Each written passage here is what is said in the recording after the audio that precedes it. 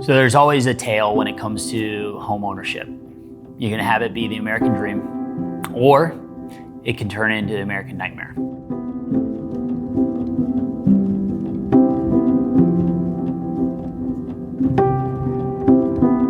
Not much has changed. Not much has changed. I don't miss having to come and get my mail here, that's for sure. Yeah. There she is. I was 22, my wife was 20. We had just gotten married, and I graduated college 4 months later and got into the real estate industry. Moved out here to Michigan and moved into my sister's basement. It was a unique time in life for us. And all of those things led to justifications into going ahead and purchasing a home and moving out of the basement as quickly as possible. And so this would have been in 2005. And my wife and I found a house and considered it as being the home that we were going to purchase. Look, at that time, I was on 100% commission-based income, just starting out in an industry that has a high fail rate in the first 3 years. My wife, Gretchen, was going back to college in the fall, so was the plan, so that she could finish up and get her degree. And while she did that, I would be the one who was the primary breadwinner in the family. And so all of these things would be massive stop signs or warning signs to most people, but at that time, I only had one person in my life that was telling me to consider not purchasing and instead just renting a place. And hindsight, and we'll get to this, I should have listened to that one still voice that was making sure that we were trying to make the right financial decision. But lo and behold, we just said, nah, let's just move forward and get this home. And so it was a nice little 1,300 square foot ranch home in Canton, Michigan, right on a cul-de-sac, minutes from a park. Really nice home.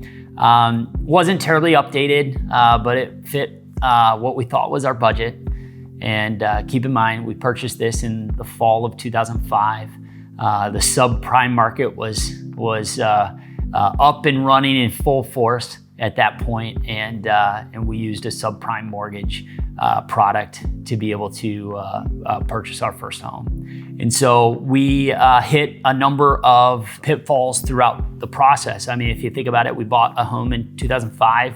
By first quarter of 2006, the market had slowed up considerably, and house values started plummeting. We purchased the home for $203,000 in 2005, saw the value of that home go down probably 40%, 45%, so maybe worth $110,000, $115,000. Come 2009, there was so many real estate deals falling apart at that time that we didn't know if we would have enough money at the end of the month to pay the bills that we had. And it was probably the low point for us financially. There was a lot of stress, a lot of headache, a lot of concern around our future and our ability to maintain the house that we had. During that time of home ownership of that home, which we actually owned for approximately 10 years, we had to put $60,000 into it. Houses do cost money. Look, this is where it didn't turn into a nightmare. As tough as that was, I was really fortunate in the sense that my parents raised me to have a really good work ethic. And I worked my tail off in an industry where a lot of people were getting out of the industry between 2008 and 2010.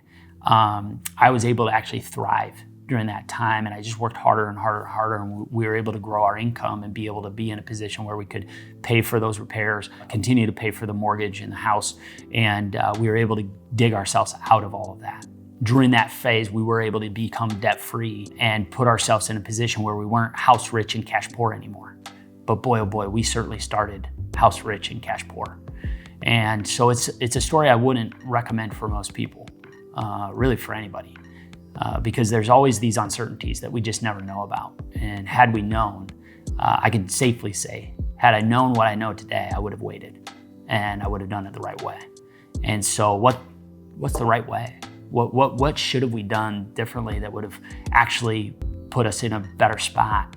Well, besides waiting, that's the obvious thing, but here at the Packer Group, not only in my own life, but in the lives of our clients and the people that work for the Packer Group, we all encourage people to try to do things the right way, which is really principles that Dave Ramsey has championed as well. Get a 15-year mortgage, guarantees to pay off in 15 years. You save thousands, hundreds of thousands typically, in interest payments over that period of time. So if you really want to truly build wealth, a 15-year mortgage is the way to go. On top of that, you'd want to make sure that your mortgage payment isn't any more than 25% of your total take-home pay. Because the reality is you don't want to be house rich and cash poor. You want to be able to afford the house, but also afford to invest into the house, do the updates that you might want to do to be able to enjoy it more, but also have the discretionary income to be able to use and go on vacations and other things. So that's the magic behind the 25% down, or 25% of your total take-home pay, your mortgage payment equally. And then you want to put at least 10% down. And what's the magic behind putting 10% down? Well, most of the time, whenever the real estate market does adjust, you might see a 5% reduction in values as the market adjusts, or maybe 2 or 3% here or there. And so when you put 10% down, even if you go through a tough time, when you put 10% down, you have enough equity there that you can turn around and sell it without having to bring money to the table.